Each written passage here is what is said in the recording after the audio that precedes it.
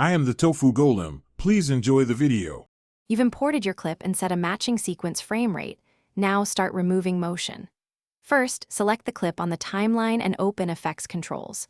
You will rely on a single, simple transform, scale, and position so you can stabilize without extra plugins. Once done, duplicate the clip for a non-destructive backup. Press Alt and drag. Make sure you're zoomed to full resolution for accuracy because small adjustments read differently at 100%. You'll convert continuous footage into stop motion by holding single frames. First option, right-click and choose Frame Hold Options, then set hold on to a specific frame. Alternative, apply Posterize Time, set frame rate to your target like 12 FPS, and nest if needed. Once applied, scrub to verify timing. Make sure each held frame matches action continuity. Use the Rate Stretch tool to lengthen or shorten holds, because timing defines the stop-motion feel.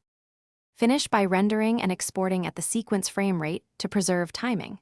If you see flicker or jitter between held frames, select problem frames and nudge position or scale by tiny amounts in Effects Controls. This aligns content and reduces visible jumps.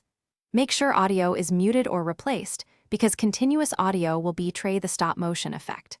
One troubleshooting tip: if frame holds skip, check clip frame blending and disable it, then re-render to confirm the fix. Thanks for watching. Consider subscribing if we helped you today.